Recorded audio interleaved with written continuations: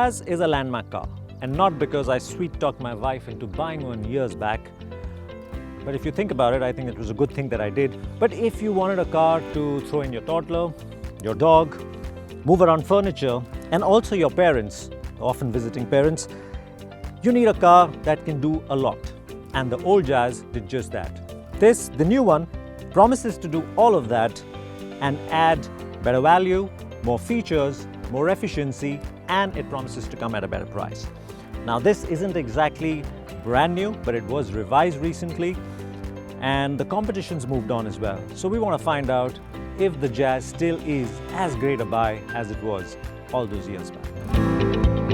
Now, compared to the previous generation model, the new Jazz is more mainstream. It still has a monospace design, and it is still very spacious. But its design is more palatable now, which we feel takes away from the car's character somewhat. It has a pronounced shoulder line and a visible belt line that give the Jazz's exterior some character, and it still has this huge glass area which gives the driver fantastic visibility and the other passengers a feel of being in a much larger car. Overall, its design certainly won't make you go weak in the knees, but it will make you give it an appreciative nod. Inside too, the quirkiness of my wife's Jazz has been replaced by mass market appeal. So instead of those large chunky dials and the awkward interior design of the old Jazz, you now get an interior which is symmetrical, almost clinical, and a tad too regular.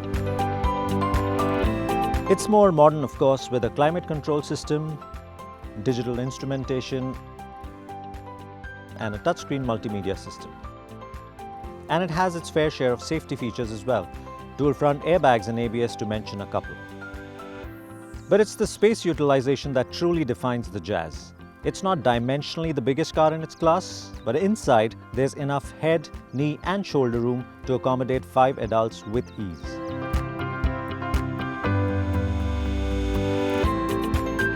And then there's the boot. Now, the new Jazz might not get magic seats, but it still gets this really low loading lip height, which means heavy luggage like that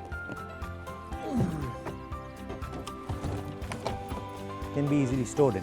And even then, you have place for cabin-sized baggage to go in. And if you still want to put in more luggage and are not carrying too many passengers, you can just drop that seat, move things up, and throw in another bag. So magic seats or not, the new Jazz still scores high on practicality.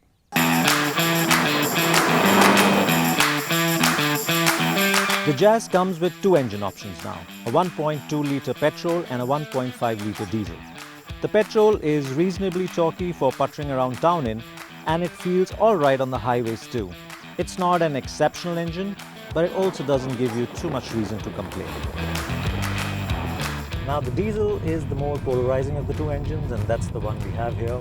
It's torquier, it makes easy work of commuting in the city, it makes easy work of overtaking on the highways, and given its excellent fuel efficiency, it's a great mile muncher. And lest we forget, it's also made it to this nice, slick shifting 6-speed gearbox. Any issue, if at all, would be the noisy nature of this engine. I know it's diesel, but it's still a little too noisy. Another plus for the new Jazz is its ride quality. It is much better now. It's not as good as some of its peers, but it has transformed its harsh, noisy ride to something that's close to plush and quiet. Bottom line is, it's not uncomfortable anymore. The Jazz has always been the Swiss knife among hatchbacks because it could do so much. This new one does aplenty as well. It is as spacious, but it is now more comfortable. It has more features, it is more efficient, and it remains as easy to drive as ever. And if you're wondering, yes, you can put in a toddler there, your dog, your furniture, your parents, and it all works well. If I were to change something, I'd say that the diesel engine, I wish it were slightly quieter, because otherwise the car works really well.